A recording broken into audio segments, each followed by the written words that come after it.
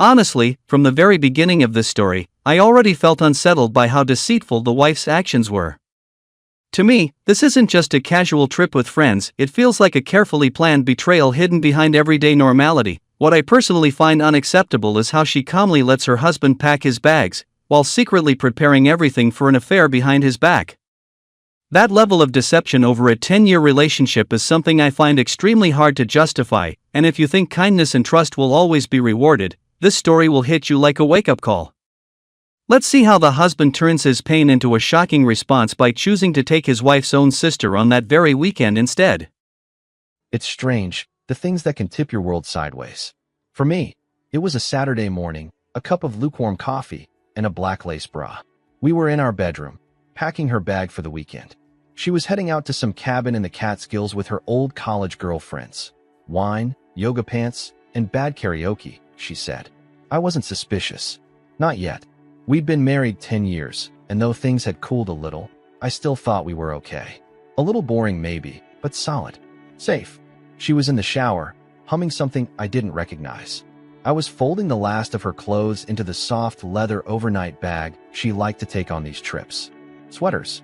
Pajamas. The satin robe she hadn't worn in months. Then I reached for the small pile of lingerie she'd left on the edge of the bed. And something underneath caught my eye. A tiny silk pouch, the same color as the bra.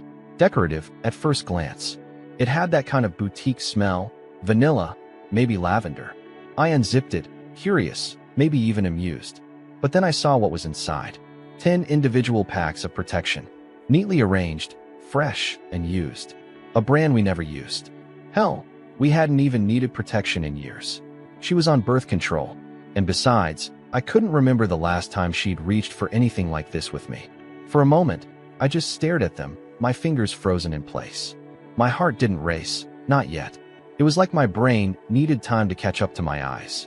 I stood there, hunched over the suitcase like I was deciding whether to fold a shirt or set fire to the house. I didn't say anything. Not when she stepped out of the bathroom a minute later, wrapped in a towel, humming, skin dewy, and smelling like mint. Not when she tossed her hair back and asked if I'd seen her moisturizer. I mumbled something about it being downstairs and kept my back turned while I slid the pouch back beneath the lace and silk. I zipped the bag closed. Carefully, methodically. She came up behind me and kissed my shoulder. "Thanks for helping," she said, her voice warm, oblivious. "You're so good at packing." I gave her a smile she didn't see. Not really. It wasn't the discovery itself that gutted me. It was what it meant. This wasn't an accident. This wasn't an old pack left from some long-forgotten trip. 10 was deliberate. 10 was prepared. 10 was hope. And not hope for me. She moved around the room like everything was fine, like her world wasn't about to collapse in on itself. She danced barefoot across the hardwood, picking out earrings, rolling socks, dabbing perfume behind her ears. Meanwhile, I stood there silently drowning in my own head. I'd been blind. The signs had been there. Her phone always angled away from me, turned face down on the nightstand. The sudden interest in fitness. The occasional excuses. Drinks with the girls. A friend from work she never named. Late showers. Fewer kisses. Shorter laughs. She thought I was stupid. And maybe I was. Or maybe I just didn't want to see it until I had no choice. "Can you grab my charger from the kitchen?" she asked, tightening the drawstring on her hoodie. "It's plugged in by the toaster." I nodded. "Sure." As I walked downstairs, I gripped the banister a little harder than usual. Every step felt heavier. Like my body knew I was carrying more than just her charger. I was carrying the weight of knowing too much and saying nothing. I grabbed the charger, plugged in exactly where she said. I stood in the kitchen for a long moment, staring at the countertop, the little fruit bowl, the empty wine glass from last night. Then I looked at my reflection in the microwave door, just a guy who had no clue who he was married to anymore. Back upstairs, she was zipping up her jacket, still smiling. "You're a lifesaver," she said, taking the charger from me. I didn't answer. "You okay?" she asked, tilting her head slightly. "You're quiet." I smiled. Just a small one. Enough to fool her. Just tired. She kissed my cheek, barely. The way someone kisses an acquaintance, not a husband. "I'll text you when we get there." "Sure," I said. "Love you." The words hit like shrapnel. They'd meant something once. Now they felt borrowed. "Love you too," I said. She left, rolling her suitcase behind her, the pouch of betrayal tucked neatly inside. When the door closed, the silence felt permanent, like even the walls knew what had just happened. I didn't follow her. I didn't call her back. I poured myself a glass of wine and stood in the living room, surrounded by photos of a marriage that probably died long before I realized it. Her laugh echoed in my memory. Her touch. Her voice saying, "Girls' Weekend," like she didn't just pack herself a fucking Declaration of Independence. I sat down on the couch, opened my phone, and pulled up an album we took in Charleston 3 years ago. She was radiant in those pictures, smiling with her whole face. Back when she used to hold my hand like she meant it. I stared at her face on the screen, and for a moment, I hated her. Not for cheating, not even for lying. I hated her for making me remember how much I used to believe in her. And as I took another sip of wine, a thought began to crystallize, quiet at first, but growing clearer by the second. I wasn't going to confront her. Not yet. I was going to wait. Watch. And then? Then I was going to make her feel it. She left like it was the start of a romantic comedy. Car packed. Windows clean. Her oversized sunglasses catching the late morning sun. The bag I helped her pack sat neatly in the back seat, zipped shut with all its little secrets inside, those sleek black lace things she hadn't worn for me in years, and tucked beneath them, a velvet pouch with more than just makeup or jewelry. 10 packs of protection.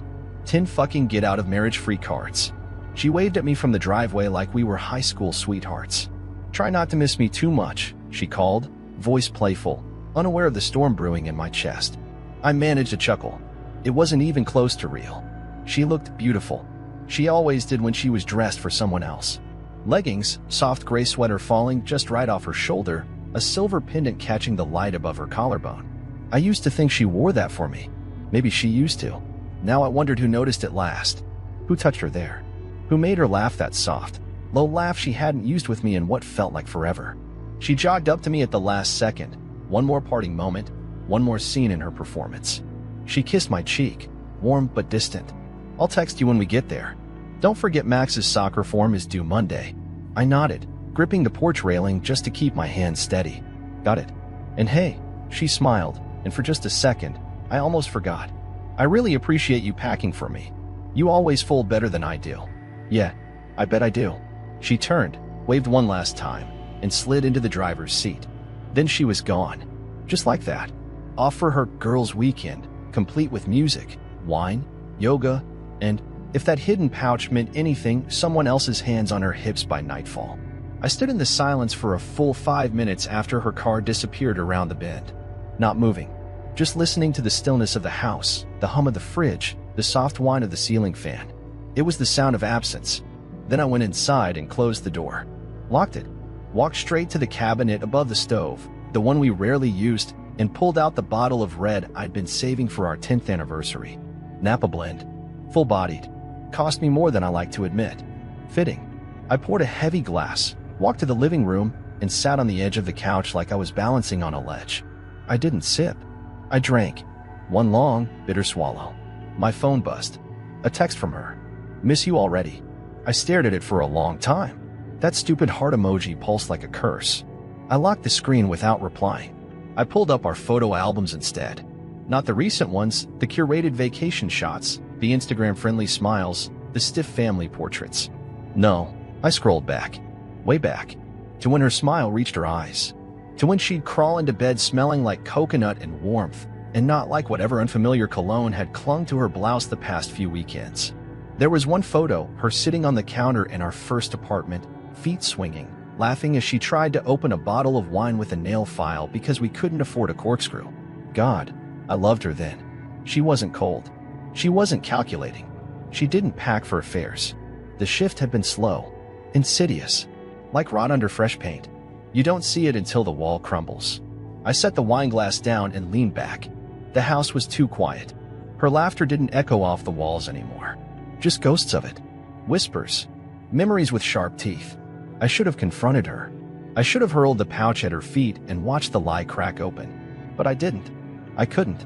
Something in me, something darker than sadness, wanted more than a confrontation. I wanted confirmation. I wanted to know everything. That meant waiting. Letting her believe I was clueless.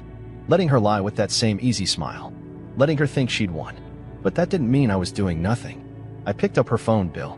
I'd seen the name Jay pop up a few times last month. Just a friend from college, she said. I logged into the account and started scrolling. Same number. Repeatedly. Late nights. Long calls.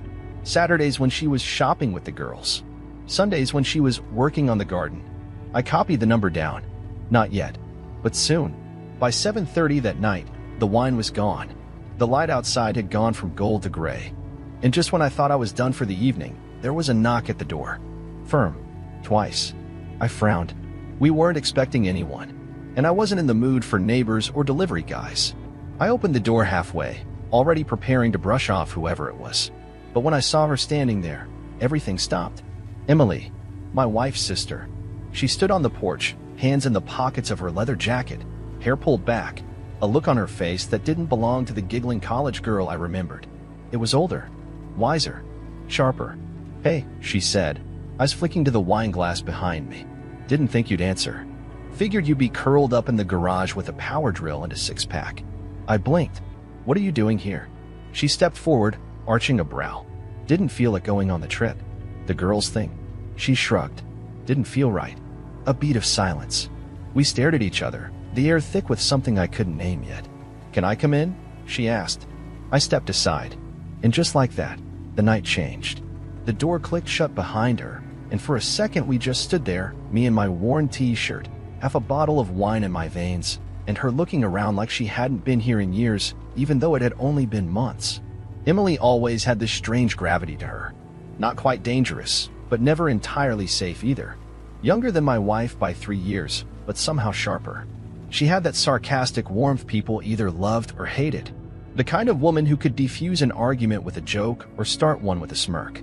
She stepped out of her boots and looked around. Well, still smells like vanilla and laundry sheets in here. I raised an eyebrow.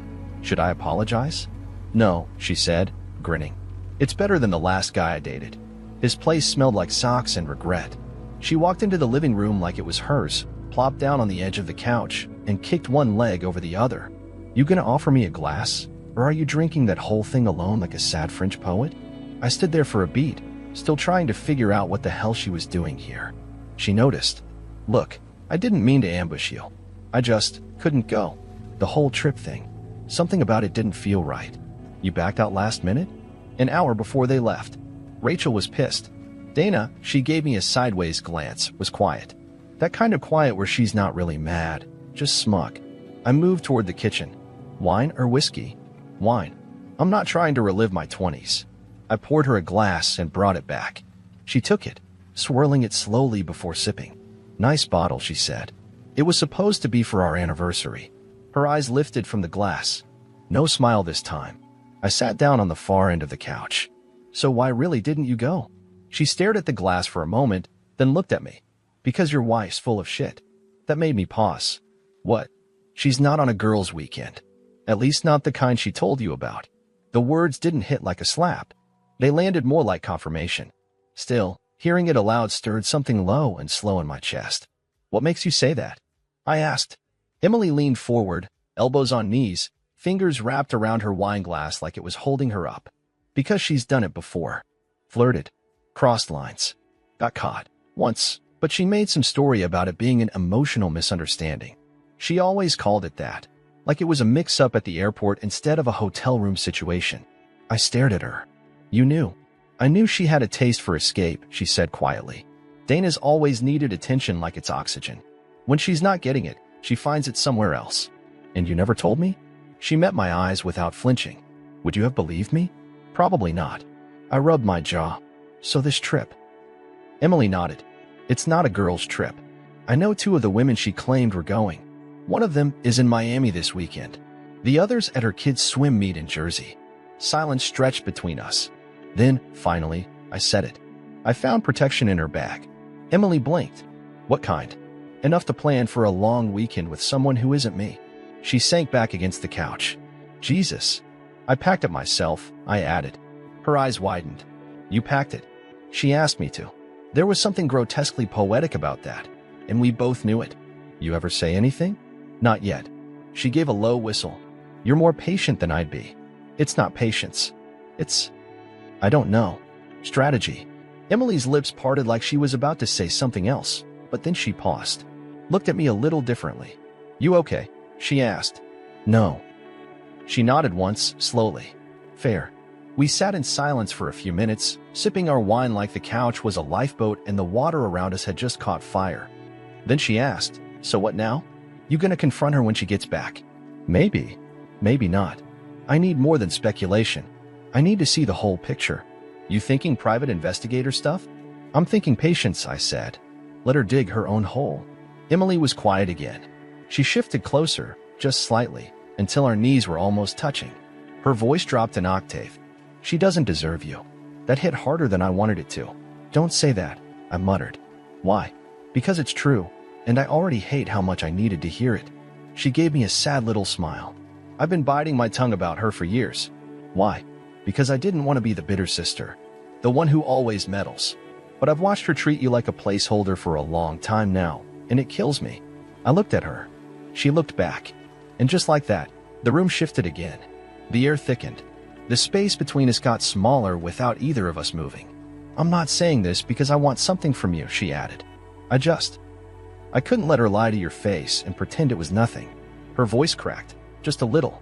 I reached out and put a hand on hers. It was instinct. Or maybe something more. Her fingers didn't pull away. "Thank you," I said, barely above a whisper. Her hand squeezed mine. And for the first time in weeks, maybe months, I felt seen. The bottle was almost empty by the time the sun slipped below the trees. Emily sat curled up on the corner of the couch, legs tucked under her, her wineglass dangling loosely between two fingers. I was slouched opposite her, my shirt untucked, heat building under my skin that had nothing to do with the wine. It had gotten darker in the room, but neither of us turned on the lights. "You ever think about walking away?" she asked, her voice soft, eyes on the shadows climbing the wall. "Just disappearing, leaving everything behind and starting over?" I shrugged. "Some days. But I build a life with her. This house, the photos on the wall, the routines, they don't just come apart clean." She turned to face me fully. "What if they've already come apart and you're the only one still pretending the pieces fit?" I looked at her. Her face was open in a way I hadn't seen in a long time, unguarded, a little flushed from the wine. A strand of hair had come loose and framed her cheek. She didn't brush it away. "I'm not pretending anymore," I said. "Not since I found that pouch." She bit her bottom lip. "You really packed it for her?" "Right under the lace." I leaned forward, resting my arms on my knees. 10 packs. All brand new. Not one missing. She packed for sex, not hiking. Emily stared at me for a long moment. Then she stood, crossed the room, and poured the last drops of wine into both of our glasses. She handed me mine. Her fingers lingered a second too long. "Your hands are shaking," she said quietly. "I don't know what to do with them." "Lie. You do. You just don't want to admit it yet." She sat beside me this time, closer than she had all night. Her bare foot brushed against my calf when she curled her legs up. Neither of us moved away. "She's been different for a long time," Emily said. "Even at family dinners. The way she talks to you. Like you're an assistant, not her husband." "I stopped being someone she admired a long time ago," I said. "And you never said anything?" "I thought it was just life. Marriage. People change." "They do," she said, "but they don't all turn into liars." Her voice hit harder than I expected. I downed the last of my wine in one go and set the glass on the coffee table. "I hate that I still miss her when she's not here," I admitted. "That's because you remember the version of her who loved you." "And what about now?" Emily didn't answer. Instead, she reached out slowly, hesitating like she wasn't sure if she should. Then her hand landed gently on my arm, sliding down until her fingers found mine again. Her skin was soft and warm, comforting, dangerous. "She doesn't deserve your grief," she said. Her thumb brushed my knuckle. The silence between us thickened, charged.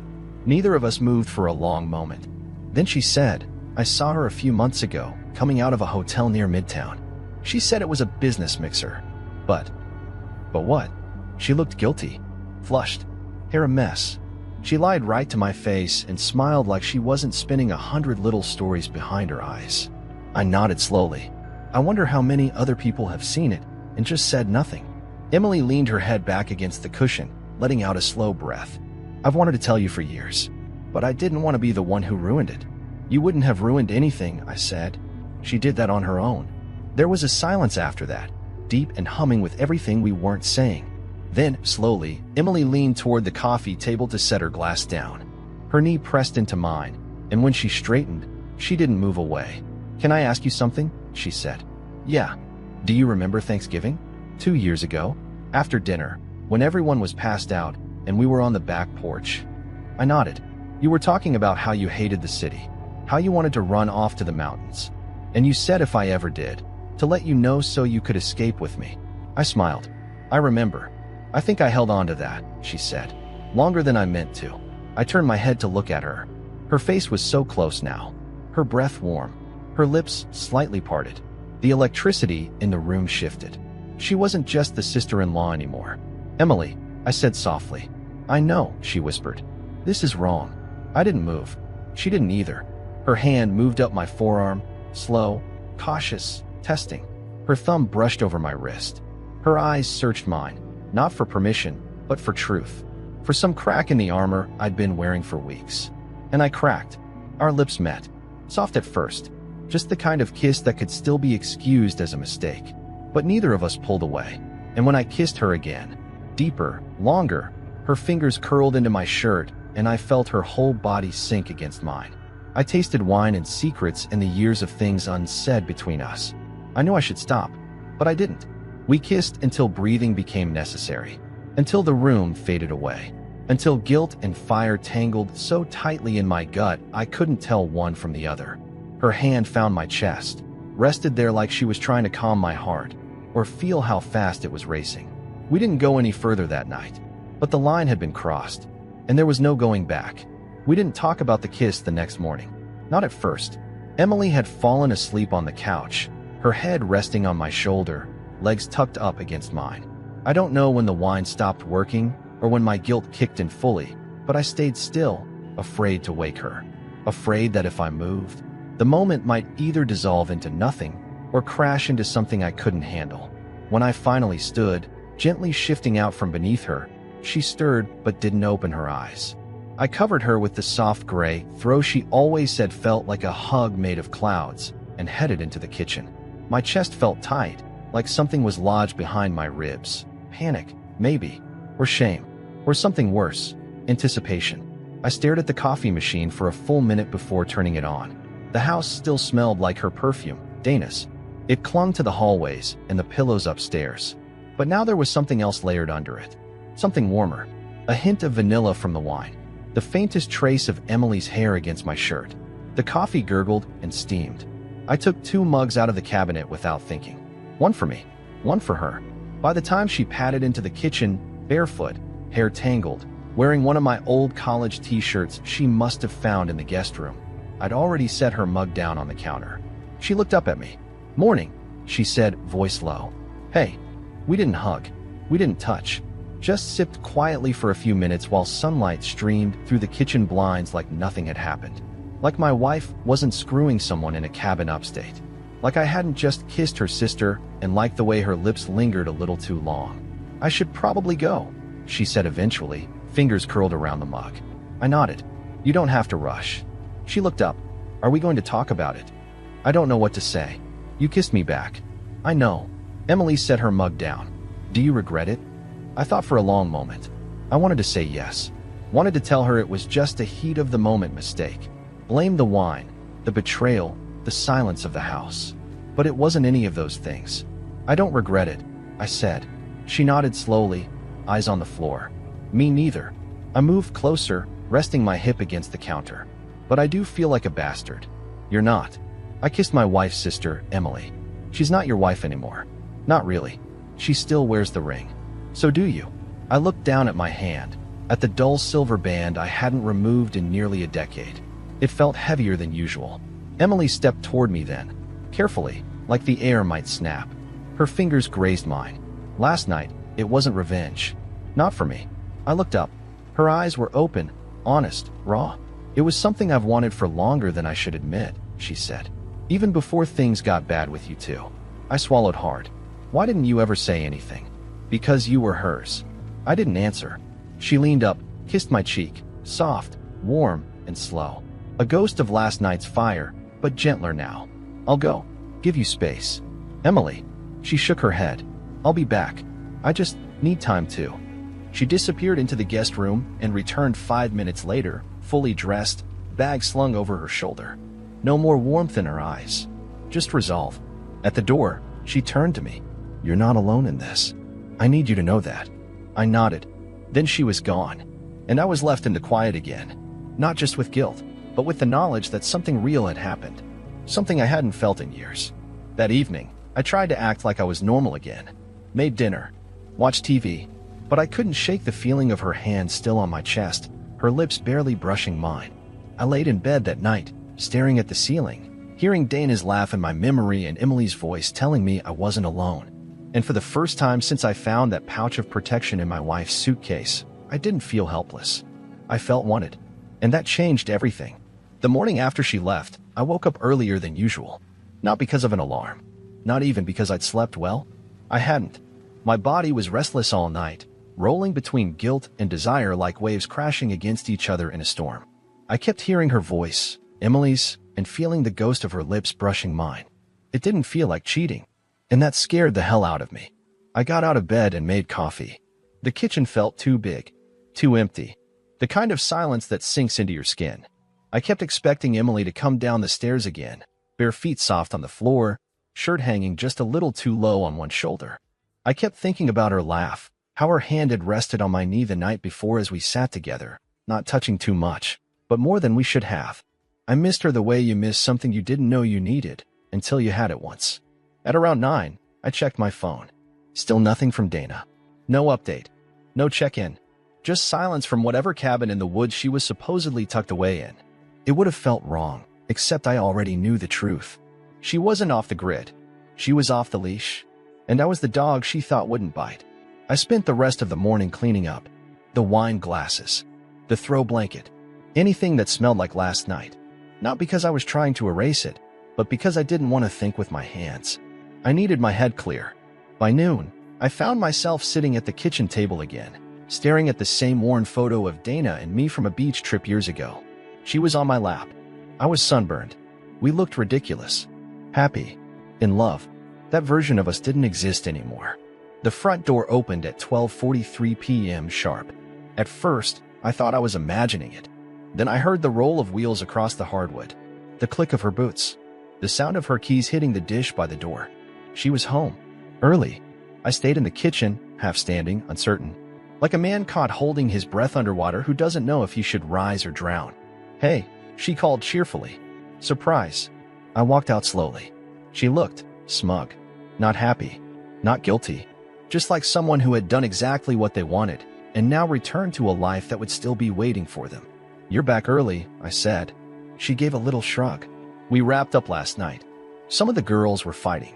Drama, as usual. Honestly, I needed a shower in my own bed." She dropped the bag near the stairs. I watched it hit the floor, imagining the velvet pouch inside. Maybe lighter now. Maybe not. "You didn't text," I said. "I figured I'd surprise you."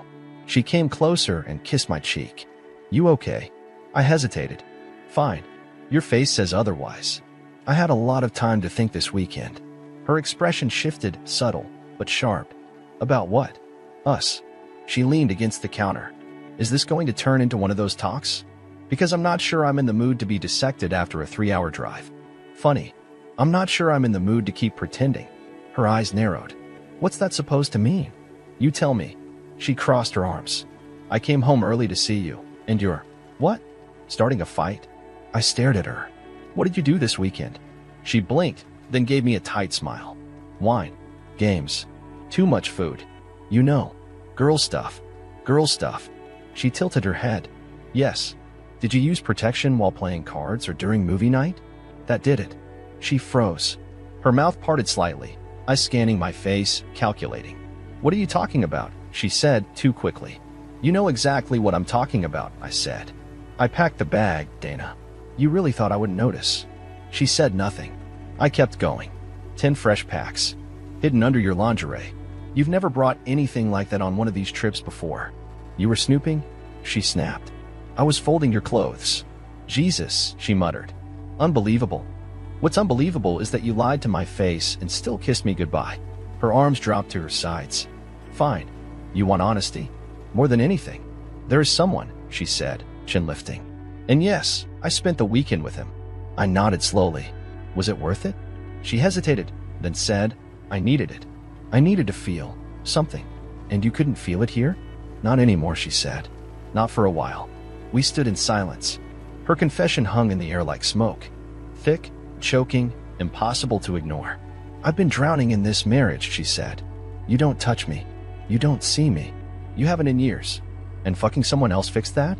No, she said, voice cracking. But it reminded me I'm still alive. I laughed bitterly. Well, good for you.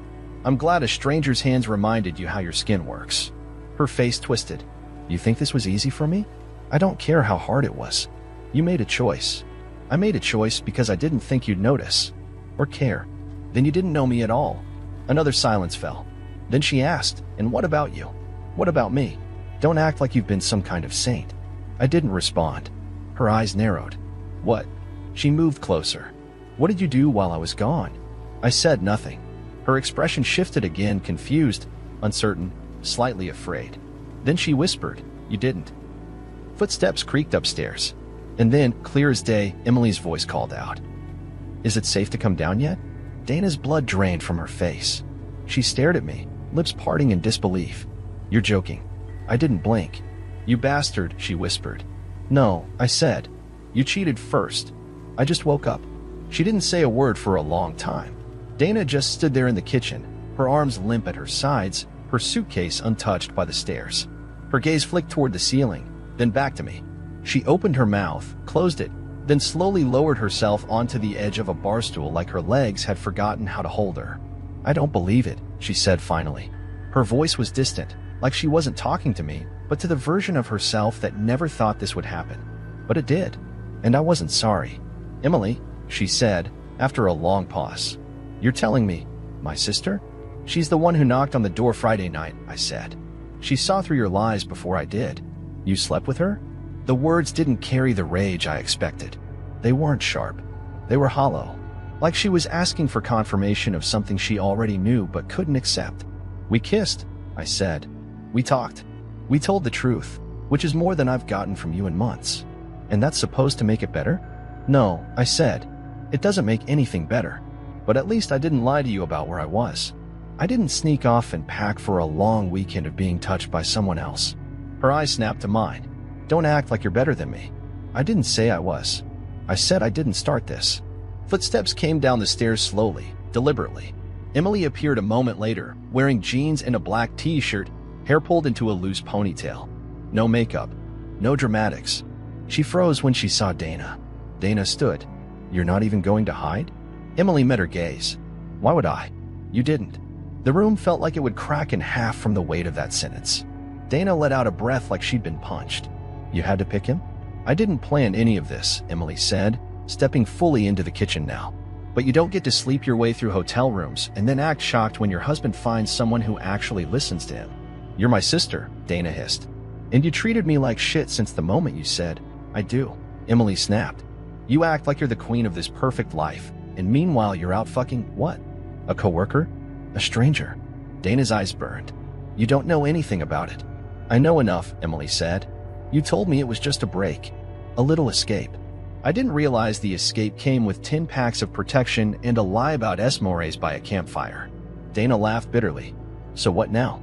You two run off together. We don't know what we are yet, I said. But you know what you're not, Emily added. I still locked on her sister. You're not loyal. You're not honest. And you're definitely not the victim here. Dana looked at me again, quieter now. So that's it? You're just done. I stepped toward her. You were done first. You just wanted to come back and pretend it never happened. Sweep it under the rug and go back to your book club and spa nights and whatever other lies you had stacked up. Her voice cracked. I didn't think I'd lose everything. You didn't lose it, I said. You gave it away. She didn't cry. I half expected her to. But instead, she picked up her suitcase, wheeled it back to the door, and paused. I hope you both rot in this house. Emily crossed her arms. We'll be comfortable, at least. The door slammed. Silence followed, long and unforgiving. Emily walked to the sink, her back to me. So, that's that. I nodded. That's that. She turned, eyes tired. Do you hate me for it? No, I said. I hate that I didn't see any of this sooner. She stepped toward me again, slower this time, unsure if she was allowed to. I didn't stop her. When her arm slipped around my waist, I closed my eyes and let it happen. We stood there for a while, holding each other in the ruins of everything Dana and I used to be. It should have felt wrong, but it didn't. In the weeks that followed, the silence Dana left behind didn't echo, it settled. It wrapped itself around the house like a fog that refused to lift. She didn't call. She didn't text. She disappeared in the same quiet way she used to lie, slipping between truths like they were cracks in old floorboards. And Emily stayed. Not permanently. Not in the way a lover moves in after a divorce. She still had her own apartment, her own job, her own life downtown. But she was here every other night, some weekends, sometimes in the middle of the week after sending a text that simply said, "You free?" She never pushed. She didn't demand a label. And maybe that's why it worked. The first few times, we tiptoed around each other. Stolen glances. Lingering hands.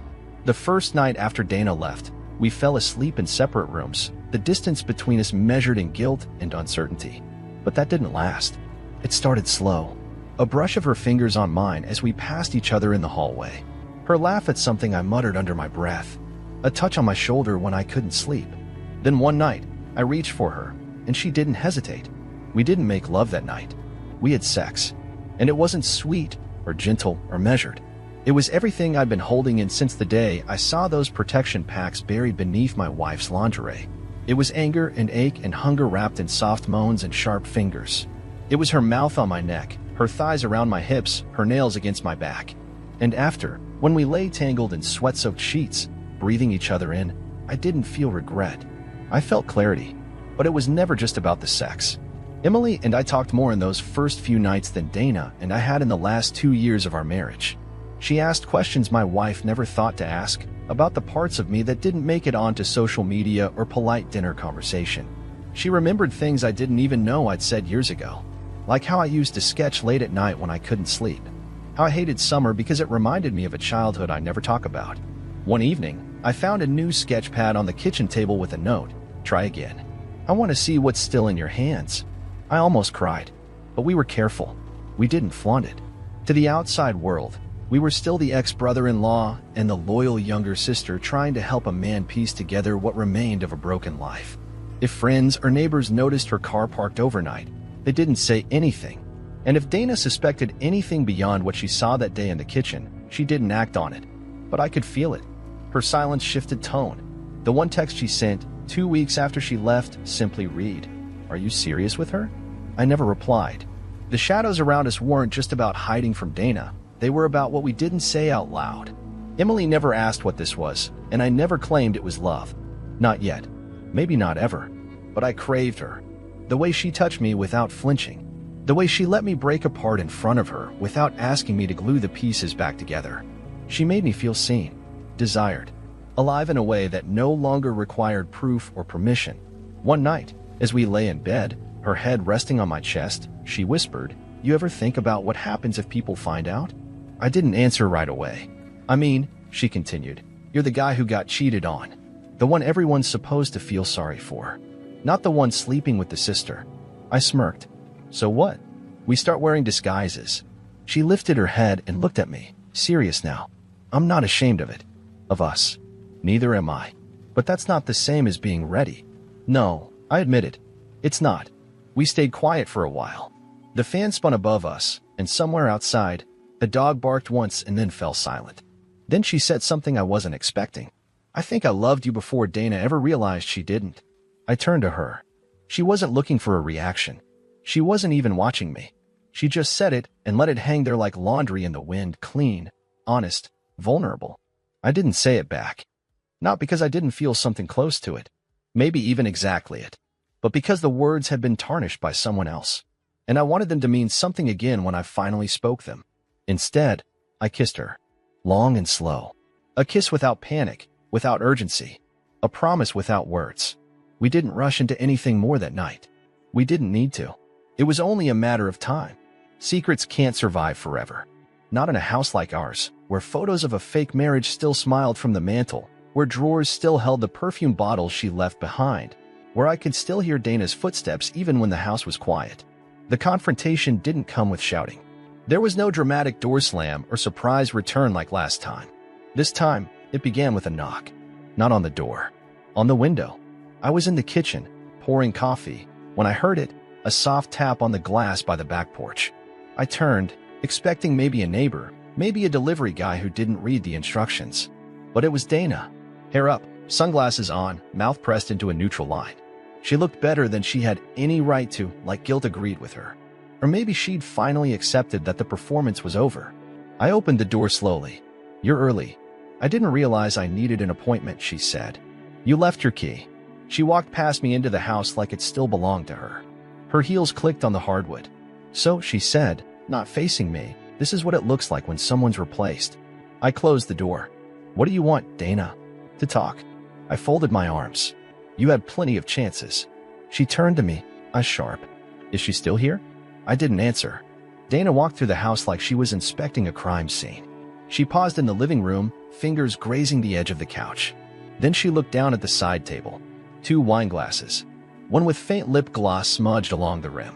She picked it up and studied it, then sniffed it. Her lips twitched into a bitter smile. "Cabernet. You always open that for special nights." I guess old habits die hard. She set the glass down and walked slowly to the staircase. She tilted her head, listening. I don't hear her. She's not hiding. Then where is she? "Out," I said. "Running errands." "She sleeps here now?" "Sometimes." She crossed her arms and turned back to me. "So that's it? You and my sister?" "No, Dana. This didn't start because of her. This started because of you." She said nothing. "You think I wanted this?" I continued. "You think I wanted to feel invisible? Unwanted? You were gone long before Emily walked through that door." Her jaw tightened. "You think I didn't feel unwanted? You think I cheated because I was fulfilled?" "No," I said. "You cheated because you're a coward." Her hand twitched, like she wanted to slap me, but she didn't. Instead, she stepped closer, her voice low. "You kissed her while we were still married. You packed protection for a weekend getaway and thought I'd fold your underwear without noticing." Her nostrils flared. "So you admit it?" "I don't need to admit anything. You already knew. That's why you're here." She laughed, but there was no joy in it. "I came because I thought maybe, just maybe, this was still salvageable." "It's not." She blinked, stunned by how calmly I said it. "There's no version of us that comes back from this," I said. "You broke it." "I buried it." She just happened to be the one holding the shovel." Dana's eyes welled, but she blinked it away. "She always wanted what I had." "No," I said. "She just didn't pretend to want it and then toss it away." She stepped back. "So what now?" "You stay with her." "I stay with the person who stayed with me." A sound came from upstairs, then light footsteps on the landing. Dana's head snapped toward the staircase. And then came the voice.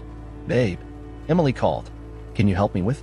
She stopped when she saw Dana standing there. The 3 of us froze. Emily didn't flinch. She walked down the stairs like she owned every step. She was barefoot, hair damp from a shower, wearing one of my t-shirts. And her eyes were steady, no shame, no apology. Dana stared at her like she'd never seen her before. "You're really doing this," she whispered. Emily's voice was calm. "You did it first." Dana's mouth opened, but no words came out. "I didn't come here to gloat," Emily said. "But I'm not hiding either. You lost him, Dana. And you didn't even care until someone else picked up the pieces." Dana turned to me. "Is this real to you?" "It is. And if it ends badly, then it still ended better than what we had." She didn't cry. She didn't scream. She just walked past Emily, out the front door, and into the quiet world beyond. We didn't speak for a few minutes. Emily walked to me and placed her hand on my chest. "Are you okay?" she asked. "I don't know." She leaned her head against me. "You were honest. You did what she never could." I wrapped my arms around her, and for the first time since Dana left the first time, I felt something solid beneath my feet. It wasn't closure, but it was truth. And that would have to be enough. Fallout doesn't arrive with explosions. It arrives in whispers. A text from a cousin who just heard the news. A silent, unanswered group chat where Dana's name used to dominate the scroll. A voicemail from her mother, tight-lipped and trembling, asking how I could. And of course, the inevitable phone call from her father. It came a week after Dana walked out of the house for the last time. I was sitting on the back deck, watching leaves fall into the overgrown grass, when my phone buzzed. I didn't want to answer, but I owed him that much. He was calm. Too calm. "I'm not calling to take sides," he said. "I'm calling to ask if you're all right." I told him I was, in pieces, but all right. He paused, then said something that stuck with me. "People always assume the one who walks away is the strongest." But sometimes it's the one who stays standing when the dust settles. I wasn't sure I'd stood. Not fully. Not yet. But I was learning. Emily stayed that night. She'd been staying more often lately, less like a guest, more like someone who had unpacked more than just a bag. She still had her place, but it was quiet now. Dana had cut her off completely. No calls. No emails. Not even the petty text we half expected. She was gone. And she'd taken the fantasy of reconciliation with her. I think she expected me to beg. I said one night as Emily helped me clear the dishes. Or fight. Something. You didn't give her a show, she said, handing me a towel.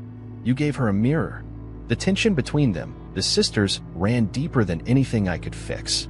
And Emily wasn't trying to. She didn't ask for forgiveness from Dana. She didn't try to make peace. She simply let the silence speak. Some people think closure means tying everything up with a bow. They think it's about apology, healing, perfect words at the perfect time. But closure, I've learned, is uglier than that. It's not her crying on the porch and begging to come back. It's not me shouting at her as she walks away. Closure is standing in the wreckage of a house you both built, realizing you've been living in separate rooms for years, and choosing to stop pretending the walls weren't already crumbling. Dana tried to take the upper hand in the fallout. She told her side to a few mutual friends, claimed I moved on too quickly, that I took advantage of a vulnerable situation. But the more she talked, the more people started asking the other question, why did he move on at all? And that's when her story began to unravel. Emily, for her part, stayed out of it. No social media posts, no declarations, just presence, just quiet, patient presence. She kept showing up, at dinner, on cold nights curled on the couch, in the moments where I thought I might fall apart again. And slowly, I stopped feeling like a man who had been betrayed. I started feeling like a man who had survived. The house changed. Not in huge ways, but in meaningful ones. Photos were swapped. Furniture shifted. The bed was no longer an echo chamber of old memories. Emily helped me breathe again in this space. She brought warmth where cold had lived for too long. We didn't rush anything. We didn't slap a label on what we had. But one morning, I watched her sip coffee out of my old chipped mug and realized something that made my chest ache, in a good way. I didn't miss Dana anymore. I didn't miss what I thought we had. I missed who I used to be before I thought that was all I deserved. And that's what Emily gave me. Not revenge. Not distraction. She gave me back myself. I've learned a few things through all of this. Some of them simple, others brutal. First, love can rot in silence. Second, the lies you ignore become the truths you choke on. And third, sometimes the person who walks into your life at the worst possible time is the one who sees you the clearest. So if you're in that place right now, numb, confused, betrayed, hear this. You are not weak for hurting. You are not foolish for trusting. And you are not obligated to forgive someone who only ever looked out for themselves. Sometimes healing comes from the most unexpected hands. Sometimes it comes from the person who never asked to be the hero, but stayed anyway. And sometimes, when the dust settles, the best revenge isn't what you do next. It's who you become after everything breaks.